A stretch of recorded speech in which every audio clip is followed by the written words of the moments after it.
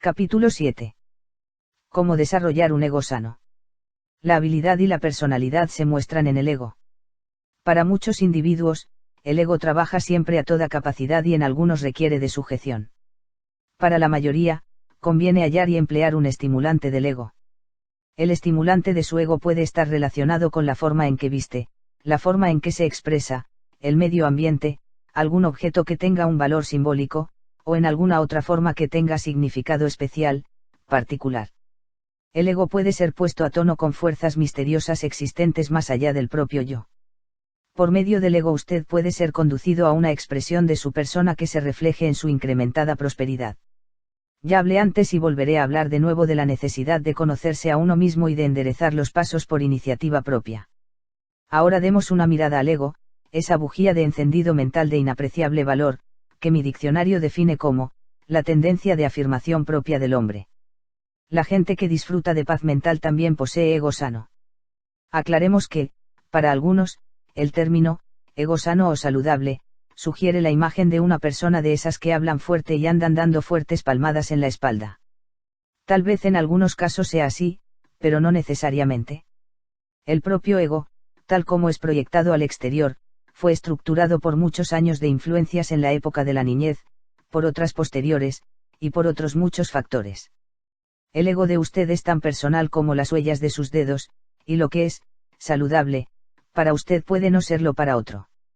A menudo el ego parece comportar una cierta vanidad, pero esta suele ser mucho más potente y sutil que la vanidad humana ordinaria. Piense en su ego como en una parte invisible de su persona que le hace fuerte y lleno de recursos, o bien que coloca obstáculos en su camino, de acuerdo con la clase de influencia con que usted lo alimente. Incluso las mentalidades superiores, de cuando en cuando, experimentan un abatimiento del ego. Hombres en verdad grandes han resentido esto, pero al punto buscan restaurar sus egos a toda plenitud. El propósito del presente capítulo es describir algunos estimulantes del ego sorprendentemente efectivos que han sido experimentados por otras personas y suministrar un surtido de los mismos, a efecto de que elija y perfeccione uno que le sirva precisamente a usted. El ego que fue más fuerte que una camisa limpia y una afeitada. Es un viejo y buen consejo el que dice que el bien vestir y el buen arreglo personal levantan el ego. Al respecto quiero presentar a un hombre que sabía bien eso, pero cuyo ego estuvo por encima de una camisa limpia y una afeitada. El impacto de esta historia será más poderoso, si la relato, en la misma forma en que me la contaron. Se inicia con una entrevista que tuve con Edwin Calle Barnes, en la época en que este era socio comercial de Thomas Alva Edison. El señor Barnes era en esos días dueño de 31 trajes de alto valor, hechos a medida, y durante el mes no se ponía el mismo 2 días seguidos. Sus camisas también estaban hechas a medida, de las más finas telas obtenibles. Las corbatas las ordenaba a París y le costaban por lo menos $25 cada una. Un día le sugerí en broma que me hiciera saber cuándo fuera a desechar alguno de sus trajes, para ir yo por él. Sé que me lo dice usted de guasa, me contestó, pero conviene que sepa que en la época en que resolví asociarme con Edison no tenía ni siquiera el dinero suficiente para cubrir el importe del boleto por ferrocarril a Estorange, Nueva Jersey, a donde tenía que ir para venderle la idea. Al entrar en las oficinas de Edison y manifestar que quería hablar con él, escuché risas contenidas de los empleados que ocupaban el recinto. Finalmente, su secretaria aceptó dejarme pasar. Tan pronto como me hallé frente a frente con el gran inventor, le empecé a decir lo afortunado que era, por darle yo la oportunidad, antes que a nadie, de contratar mis servicios. Tras de haberme explayado por un buen rato, Edison se levantó de su asiento y caminó a mi alrededor contemplándome con sus ojos penetrantes. Hecho esto sonrió y me dijo: ¿Para qué vino usted a verme, joven? Fue así como descubrí que era duro de oído. Entonces tuve que volver a explicarle todo en tono más alto. Mis ropas estaban arrugadas y cubiertas de polvo, los zapatos estropeados y llevaba 2 días sin afeitarme. Todo esto me hizo desalentarme casi por completo. Hay que acreditarle a Edison el que no me juzgara por las apariencias, pero en ese mismo punto y hora resolví nunca jamás volver a presentarme ante una persona sin estar mejor vestido que ella. Ahora verá usted por qué tengo toda esa ropa. En cuanto a que yo le regale las prendas que deseche, le diré que dudo mucho que constituyan para usted el mismo estímulo del ego que han sido para mí. Y tenía razón. Porque nunca he sentido la necesidad de estimular mi ego aderezando mi persona, pero sin que por ello deje también de tener razón, ya que el ego es algo de carácter netamente personal. Durante la primera parte de mi carrera, estimulé mi ego con aquella inmensa mansión y mis elegantes automóviles. Más tarde, cuando mi labor fue reconocida con amplitud, me contenté con un modo de vida más sobrio. Sin embargo, eso no quiere decir que descuidara mi ego, el cual opera a través de mi príncipe guía. Pero al igual de Barnes y de muchos otros, reflejó experiencias tenidas en un pasado remoto y que no quiero volver a sufrir. Durante mi infancia viví en la pobreza y la ignorancia, rodeado de vecinos atosigados por la miseria. En la actualidad soy muy sensible a la clase de vecindad en que resido, la cual debe placerme. Siempre me preocupo de examinar los alrededores de mi hogar para asegurarme de que cerca no haya zonas desagradables. Tal vez sea instructivo para el lector el que se remonte a las primeras influencias en su vida y vea hasta dónde influyen en sus actuales maneras de proceder. A continuación, presento algunas preguntas que pueden servir para iniciar esa búsqueda. Reflexione bien después de leer cada una de ellas, a efecto de estar seguro de darle la respuesta correcta. En su infancia, ¿tuvo usted suficiente alimento, vestido y casa? Si la respuesta es negativa, fue insuficiente según una norma razonable, o por el tipo de vecindario, o bien por cualquier otra norma que más tarde ha sido adoptada por usted. Sus padres, o cualquier otra persona con influencia en su vida, tendían a disminuirlo a usted y a hacerle sentir que sus hermanos o compañeros de juegos eran mejores o más listos. Se le calificaba de malo cuando se comportaba mal o esos actos eran calificados de inadmisibles. Si se le tachaba de malvado, decidió usted vivir de acuerdo con esa clasificación. Tuvo usted la suficiente escuela para no sentirse inferior más tarde en su lectura, escritura y aritmética. Es usted demasiado bajo, alto o gordo, hasta el punto de sentir que llama la atención. Es usted excepcionalmente mal dotado en cuanto a apariencia personal, ostenta cicatrices o es inválido. ¿Cómo describiría la atmósfera prevaleciente en su hogar durante su infancia? Como pacífica, como llena de enemistades, como ensombrecida por la preocupación, como alegre, o como descuidada y frívola. Reñían sus padres en su presencia. ¿Tenía usted conciencia de ser tenido en nada, o como centro de burlas? Le encantaba ser el líder en juegos y clubes. Se fijó un símbolo de éxito desde los primeros tiempos de su vida, como por ejemplo, una casa igual a la del señor Jones, o un empleo de viajero como el del señor Brown, que le permitiera visitar lugares atractivos. Le estimularon sus padres a asumir responsabilidades, o se esmeraron con exceso en evitarle todo esfuerzo. Se le obligó a hacer tanto a usted solo, sin ninguna ayuda, que llegó a sentir que nadie se preocupaba por su persona. El reflexionar sobre estas interrogantes le sugerirá muchas facetas de su pasado que se reflejan en sus actos presentes. Esto no quiere decir que yo recomiende que se preocupe por su pasado. Recuerde que cuando cerramos la puerta al mismo, dejamos atrás muchas cosas que otro modo pondrían entorpecernos. En ocasiones, empero, una comprensión de los influjos pasados ayuda a apreciar y disfrutar de los modos actuales de estimular nuestro ego. Un agente de ventas que vende por medio de su ego. En la época en que estaba organizando mi ciencia de la realización personal, me ganaba la vida adiestrando agentes de venta. Más de 30.000 personas de ambos sexos pasaron por mi dirección preparándose para vender. Lo primero que les manifestaba era que antes de que un vendedor pueda venderle algo a alguien, necesitaba primero vendérselo a sí mismo. En otras palabras, que debe acondicionar su ego a fin de que esté en forma para fortalecer sus argumentaciones, y debe tener la convicción de que tanto él como el producto que vende son buenos. Uno de los ejecutivos de la New York Life Insurance Company me dio a conocer un caso interesante.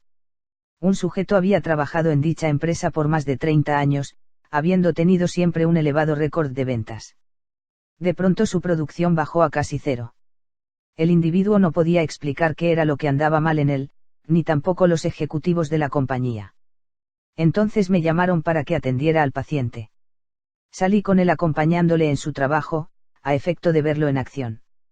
Pronto observé que su problema básico, después de 30 años de vender, era el temor de ser demasiado viejo para obtener buenos resultados. Hablaba constantemente de su edad.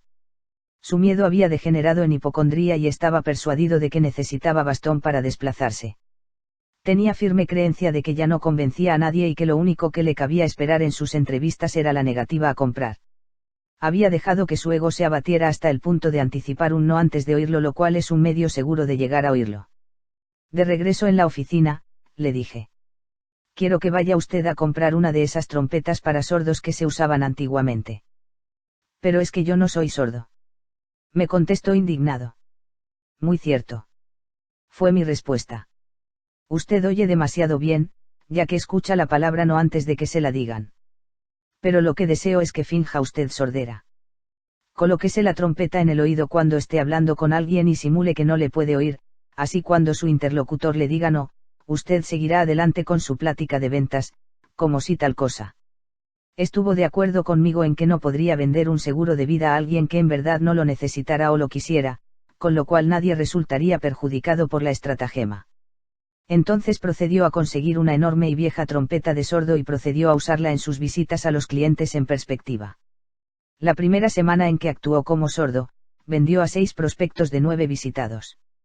A la siguiente semana regresó con 8 ventas de 12 entrevistas verificadas, un récord casi increíble. Restaurado así su ego al hábito del sí, desechó la trompeta y ya no volvió a tener problema. Aun cuando mi sentido auditivo es perfecto, parece que siempre he de tener que ver con problemas del oído. Mi hijo Blair nació sin orejas. El cómo ayudé a la naturaleza a proporcionarle capacidad auditiva suficiente, es otra historia. Recuerdo que, cuando lo mandamos a la escuela pública, llevaba el pelo largo para ocultar su defecto. Los otros niños, sus compañeros, le hacían burla por llevar así el cabello, cosa perjudicial para su ego. Entonces, procedimos a cortárselo, pero antes convencí a Blair de que su deficiencia sería de gran beneficio para él cuando la gente la comprendiera. Y eso fue precisamente lo que ocurrió, porque todo el mundo se le mostró bondadoso. En breve olvidó ser distinto a quien es si tenía orejas. Tal vez en este caso que me afectaba en forma tan personal, me sirvió de inspiración la determinación de Thomas Edison de tornar en su beneficio la sordera, en lugar de seguir padeciéndola como un defecto. Nunca se hizo en su rostro una expresión de disgusto o decepción al respecto. Más bien su gesto parecía decir, mi ego está bajo mi dominio y hace lo que quiero sin miedos ni limitaciones. El ego y la riqueza. Como en el caso de la trompeta de sordo, he tenido muchas otras ocasiones de prescribir el remedio justo para restituir el ego a personas que lo habían perdido. Claro que ello requiere conocer bien a la persona y, cuando usted desee autorecetarse para dicho mal, verá la importancia que encierra el viejo proverbio, conócete a ti mismo. A veces ocurre que una persona deja de trabajar antes de lo que debiera y con ello se coloca en una situación difícil. Tal fue el caso de un alumno mío de nombre Ray Cunliffe. Era propietario de una agencia de automóviles Cadillac en Chicago, la cual vendió con buena utilidad. Contando, como consecuencia de dicha operación, con bastante dinero en efectivo, decidió descansar un año. Pero antes de transcurrido ese tiempo, se empezó a sentir inquieto. Buscó una buena concesión Cadillac, sin encontrarla. Transcurrieron otros 6 meses, durante los cuales disminuyeron bastante sus reservas, ya que tenía que echar mano de ellas para sus gastos de sostenimiento. Al cabo de casi un año se inscribió en un curso de la ciencia de la realización personal que en esa época estaba yo enseñando en Baltimore. Ray y su esposa se habían acostumbrado a tener servidumbre. En vista de las circunstancias, ahora tuvieron que prescindir de ella y hacer ellos mismos las labores domésticas. Un día, en que Ray se encontraba en el sótano lavando la ropa, se le ocurrió que estaba cometiendo el mismo error que yo había mencionado en una lección reciente, a saber, que no estaba alimentando su ego. Al contrario, lo estaba dejando morir de inanición, abatiéndolo. En su excitación y ansiedad, acudió a mí en busca de un consejo personal. Me relató su historia y al terminarla me preguntó: ¿y ahora, qué haré? Me había dicho que desde hacía años su esposa deseaba un abrigo de mink que costaba $3.000. También me manifestó que, aun cuando conducía un Cadillac, este estaba empezando a verse estropeado, al igual que sus ropas. Entonces le dije: Ray, saqué su cuadernillo de notas y un lápiz, y anote una fórmula para que se haga rico. Primero, vaya a la agencia Cadillac más cercana y cambie su coche actual por uno nuevo del modelo que más le guste.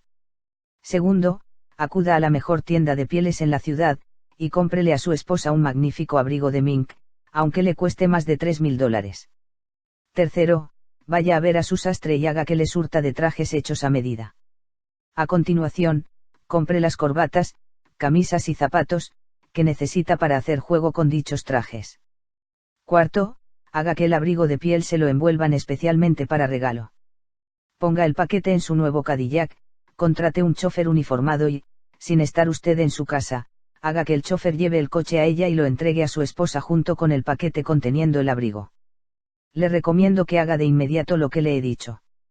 Luego, regrese a verme para que yo le dé la siguiente fórmula, si es que la necesita usted, porque me parece que con esta que le he dado será suficiente para que las cosas cambien en forma radical.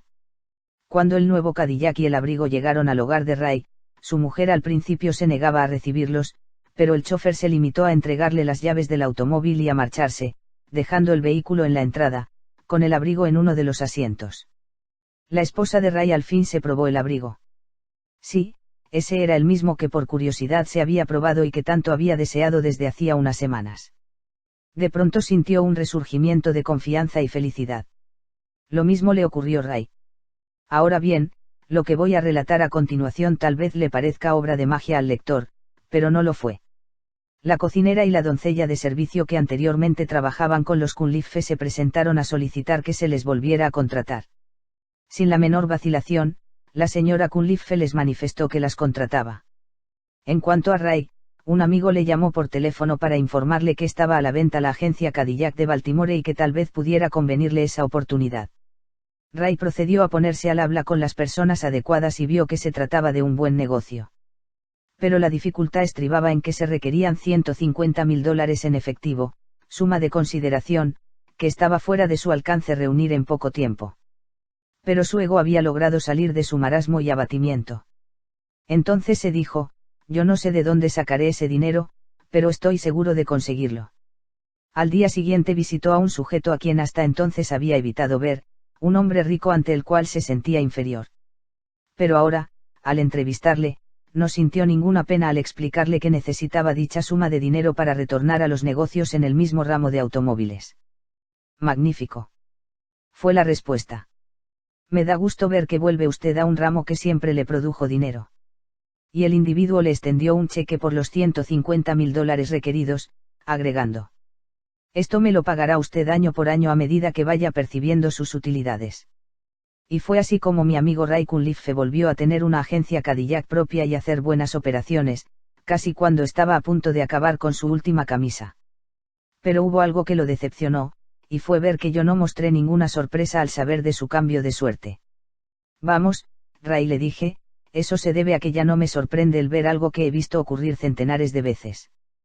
Pero sí, en el fondo yo sentía una gran satisfacción de ver que, una vez más, la consciencia de la pobreza podía ser sustituida por una consciencia de éxito que invariablemente atrae el éxito como si fuese un poderoso imán. El ego es la clave de esto, un ego pleno de fe en sí mismo, y estimulado por los miedos adecuados a la persona. Usted puede pintar una imagen de su ego y utilizarla como una ayuda en los casos de emergencia. Hay ocasiones en que el ser humano tiene que enfrentarse a determinadas situaciones de mucha trascendencia. A menudo estas situaciones involucran a otra persona a quien es menester convencer o persuadir de algo. Cuando se conoce bien a esta persona, es posible echar mano del propio ego para proporcionarle la imagen que ella quiere ver. Pero aun cuando no se la conozca bien, cabe que sí conozca usted de cerca los valores de la situación y pueda forjar una imagen que sea atractiva para la susodicha persona. Pero veamos lo que me ocurrió en una época en que mi ego vaciló. Ya he dicho que estuve asociado a Don Mellet, el propietario de un periódico, y cómo su asesinato hizo que se viera pospuesta la edición de mis primeros manuscritos, y además cómo me salvó de portar un distintivo de los grandes negocios. Como usted sabe, tuve que escapar de la población para esconderme de los bandoleros que pensaban que yo estaba complicado en los ataques que se les habían hecho denunciándolos como contrabandistas de licores. Durante el tiempo que pasé oculto, mi estado de ánimo no era bueno. Casi llegué a perder la fe en llevar a cabo la gran tarea que Andrew Carnegie me había asignado unos 20 años antes. Pero conseguí sobreponerme y romper mi servidumbre al miedo. Ya encontraría un nuevo editor. Habiendo muerto el juez Gary, tuve que empezar desde el principio, tarea nada fácil para el autor desconocido de un trabajo destinado a abrir brecha. Al reconstituirse mi ego y mi consciencia del éxito, una insistente voz interna me dijo que hallaría a mi editor en Filadelfia. Yo no conocía a ninguno en esa ciudad, pero la voz interna se hizo tan poderosa que, con un capital de $50, abordé mi automóvil y desfilé hacia la ciudad de los cuáqueros, convencido por partes iguales de que allí hallaría la solución de mi problema y de que me estaba volviendo loco. Una vez en Filadelfia, empecé por consultar la guía de teléfonos, con la esperanza de dar con una casa de huéspedes barata donde pudiera alojarme por un par de dólares al día. Lo que sigue ruego al lector que lo lea con cuidado porque se trata de algo de lo más asombroso que puede ocurrir y contiene, además de revelar el poder del ego, la revelación del secreto supremo que puede transformar su vida entera. A medida que volvía las páginas de la guía, la misma voz interior me habló de nuevo. Sus palabras fueron: deja de buscar una casa de huéspedes barata. Ve al mejor hotel de la ciudad y alójate en el mejor cuarto que tengan. Entonces cerré el libro, lleno de perplejidad. Mi capital no llegaba a $35. Pero el mandato era tan irresistible que, tomando mi maleta, me dirigí al mejor hotel de la ciudad y tomé una habitación que costaba $25 por día. En el instante mismo en que estampé mi firma en el libro de registro del establecimiento, tuve la convicción de estar procediendo con acierto. Mi ego y mi fe se exaltaron dentro de mi ser. En ese entonces no pude expresar con palabras el secreto supremo, pero sí supe que había penetrado en mí. 25 céntimos era en ese tiempo una buena propina para un botones del hotel, pero yo le di al muchacho $1. No bien hube tomado asiento en uno de los lujosos sillones, cuando la voz interior volvió a hablarme. Te abstuviste de tomar alojamiento en una pensión barata porque eso te habría colocado en situación desventajosa en tus tratos con un editor. Estás en un momento en que necesitas estimular tu ego y eso lo estás consiguiendo mediante este cuarto que ocupas. Ahora tu mente se encuentra en una situación positiva en que puede concebir planes que acarreen el triunfo. ¿Estás preparado para ello? Recuerda en el plano de tu consciencia el nombre de cuanta persona conozcas que cuente con los medios económicos suficientes para publicar tu obra. Cuando se presente en dicho plano el nombre adecuado, tú lo reconocerás sin lugar a dudas. Ponte en contacto con esa persona y dile lo que deseas. Sin la menor vacilación, con una fe absoluta, empecé a pasar revista a los nombres de las personas que podrían dar respaldo económico a la primera publicación de la ciencia de la realización personal. Después de 3 horas de esta labor, mi mente de pronto se quedó en blanco, pero a renglón seguido un nombre surgió en ella con tal fuerza, que al punto supe que ese era mi hombre. Se trataba de Albert Louis Pelton, de Meriden, Connecticut. Todo lo que yo sabía de él era que había publicado un libro titulado Power of Will y que lo había anunciado en mi revista Golden Rule varios años antes. De inmediato escribí una carta a Pelton, que le envié por el servicio de entrega inmediata. En ella le decía que yo había tomado la decisión de honrarlo con la publicación de mi obra. 2 días más tarde recibí un telegrama en el que se me comunicaba que Pelton iba camino a Filadelfia a entrevistarme. Nunca olvidaré la expresión de su rostro cuando le invité a pasar a mi elegante alojamiento, ni las palabras que profirió. Vamos, un escritor que puede permitirse vivir en una habitación como esta, debe ser una lumbrera. El manuscrito tenía el volumen de una Biblia familiar antigua. Constaba de 1800 páginas y pesaba alrededor de 3 kilos. Lo alargué a Pelton, quien lo hojeó por espacio de unos 20 minutos, tras de lo cual lo cerró y colocó sobre la mesa. Entonces me dijo: publicaré su libro y le pagaré los derechos usuales de autor. Pedimos una máquina de escribir y en ella escribimos el contrato respectivo. Hubo un momento en que Pelton me preguntó: me imagino que querrá usted un adelanto sobre sus derechos, ¿no es cierto? Le haré el cheque ahora mismo. A esto contesté con displicencia, apegándome a la imagen creada por mi ego. Hágalo usted por la cantidad que crea conveniente. ¿Le parecen bien $500? Sí. Meses después la primera edición de The Law of Success, La Ley del Éxito, en 8 tomos, fue recibida por mí. Esos meses me fueron prósperos en muchos aspectos, porque había recuperado el poder de un punto de vista positivo. Espero sinceramente que quienes lean esta historia, no tengan que llegar a ese punto de vista por el camino largo como me sucedió a mí. Me guió una fuerza invisible. Sí, tengo la convicción de que una energía fuera de mí me orientó. Creo que la mente sintonizada a las corrientes de la fe, lo está más allá de su dimensión física. Posteriormente, en este libro, relataré otra experiencia de esta clase, o sea la que dio por resultado que lo escribiera, después de cerca de 70 años de preparación. A partir de aquel día cargado de destino del año 1928, he ayudado a decenas de miles de hombres y mujeres a rehabilitar sus egos. A la mayoría ni siquiera les conozco, porque nuestras mentes han entrado en contacto por medio de las páginas de mis libros. A través de mis conferencias y lecciones personales, también he contribuido a que muchos otros miles, descubran la misma llave a los poderes conceptuales y de realización de la mente. He desarrollado una capacidad considerable para calibrar las necesidades de la gente en esa dirección y, oprimir el botón adecuado, por así decirlo. Pero ¿qué es lo que tiene lugar cuando se oprime dicho botón? ¿De dónde procede ese poder o energía que revitaliza a un ego abatido? ¿Qué es lo que transforma a una mente haciéndola pasar del no al sí, abriendo grandes posibilidades de realización, de adelanto?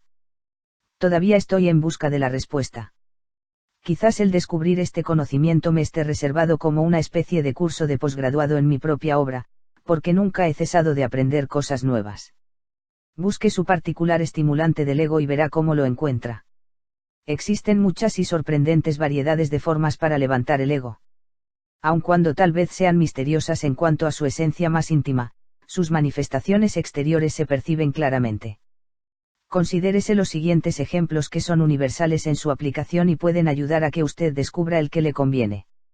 Entre los vendedores de seguros entrenados por mí, se encuentra uno que conduce un automóvil de lujo. Su estimulante del ego es de carácter más personal. Consiste en un magnífico juego de palos de golf que siempre lleva a la vista en su coche. Con ello da la impresión, tanto por lo que respecta a él como a los demás, de que pasa considerable tiempo jugando al golf y de que siempre está listo para acudir al campo de juego. No puedo afirmar si tendría tanto éxito como lo tiene si no hiciera ese despliegue constante de un símbolo implícito de éxito, pero lo que sí sé es que para él significa el estímulo que necesita para destacar su ego. Otro agente de ventas de seguros, que ha logrado grandes éxitos, y a quien yo preparé, porta en el dedo un anillo con un brillante de 8 quilates, que parece servirle de talismán mágico cuando entrevista a sus clientes. Este hombre es uno de los principales agentes de la Massachusetts Mutual Life Insurance Company. En una ocasión llevó dicha alhaja a un joyero para que le adaptara una nueva montadura. El trabajo se llevó varios días. En ese intervalo trabajó más duro que de costumbre, utilizó cuantos argumentos había para persuadir a los clientes en perspectiva para que se le tomaran seguros, pero el caso fue que no pudo hacer ni una venta. Me explicó que, cuando empezaba a hablar con el prospecto, echaba una ojeada a su anillo y como éste no estaba en el lugar de costumbre, no daba pie con bola como vulgarmente se suele decir. Tan pronto como la joya estuvo de vuelta en su dedo, nuestro amigo salió a trabajar como de costumbre y sus primeras 6 entrevistas fueron otros tantos éxitos, cosa que nunca antes había logrado. Por lo que a mí toca, diré que, si llevase un fanal de luz así en un dedo, me sentiría tan falto de naturalidad que me pondría nervioso hasta el punto de incapacitarme para dominar mi ego. A cada quien lo suyo, y una gran fuerza le viene al hombre que se conoce a sí mismo. Cuando el individuo se reconcentra, descubre su ego y toma posesión de él, todo el mundo se percata de ello. Porque se refleja en el tono de su voz, en su expresión facial, en la energía de sus movimientos, en la claridad de su pensamiento, en la concentración de su propósito, en una actitud mental positiva que provoca en los demás el deseo de confiar y trabajar con esa persona. Amigo mío, cuando usted llegue a dominar ese núcleo central de su espíritu que es el ego, será entonces el amo de todo lo que quiera. Nunca volverá a sentir necesidad, porque sin vacilar hallará la senda a la abundancia. Nunca temerá, porque su mente no albergará el miedo. Será usted libre, gloriosamente libre, y vivirá una vida que le facilitará lo que usted desee. Pero hay unos cuantos que necesitan refrenar sus egos. Aunque son tan escasos, que no necesito hacer hincapié especial en ellos. El ego saludable significa salud y paz más allá de toda comparación. Busque, entonces, el método, objeto o condición apropiadas que le ayude a realizarse a sí mismo dentro, de la tendencia de propia afirmación del ser humano. Estudie los modos de ser de la gente de buen ánimo, feliz y triunfadora que usted conozca. Lo más probable es que ellos sean dueños del secreto supremo y lo pongan en práctica. Revisión del capítulo 7. ¿Qué significa tener un ego saludable? El ego es la energía mental que ayuda a proyectarse al individuo y sus deseos. Puede hacerlo a usted fuerte y pleno de recursos o bien colocar obstáculos en su camino, según sea el tipo de influencia con que usted lo alimente. Todos estamos familiarizados con el poder estimulante que tiene para el ego el andar bien vestido, pero un ego poderoso puede elevarse por encima de cualquier limitación. Cuando un individuo sabe afirmar su ego de la manera que prefiere, por lo regular esta manera refleja influencias de un remoto pasado. El agente de ventas vende a través de su ego. El buen vendedor sabe que él es bueno, lo mismo que su producto, y esta confianza rara vez le falla. En ocasiones, el éxito de un vendedor depende de algún factor sustentador del ego, o alguna circunstancia exterior puede afectar a tal punto su ego que le hace pasar de una actitud sí a una actitud no. Hasta cabe que un vendedor fija que su capacidad auditiva es reducida, a efecto de eliminar los no de su diálogo con el cliente es perspectiva. Trátese de un vendedor o de su cualquier otra persona, un impedimento físico real puede ser un revés vitalicio o un estímulo vitalicio, dependiendo esto de la fuerza que tenga el ego. El ego y la riqueza. Cuando el ego es fuerte atrae el éxito. Pero cuando se abate, puede ser restaurado asegurándose la persona de que cada aspecto y autoimagen sea favorable para él mismo. Quien esté acostumbrado a vivir bien y haya visto disminuir sus comodidades, puede restaurar su prosperidad que resulta de los actos y pertenencias apropiadas. Aun cuando esa apariencia de prosperidad sea adoptada por breve tiempo, es factible que resulte ser el punto de conversión, por ser lo que el ego necesitaba. Así el ego puede ser guiado por fuerzas misteriosas y saturantes. Busque su estimulante del ego y lo hallará. El ego es algo de un carácter altamente individual. Observe las formas en que otros levantan sus egos y eso tal vez le ayudará a dar con las que a usted le convienen. A veces es gracias a los modos de expresarnos como proporcionamos una mejor sustentación a nuestros egos, como por ejemplo escribiendo en lugar de hablando. O viceversa. Cuando usted descubra el que mejor le convenga para estimular su ego, habrá encontrado un gran tesoro.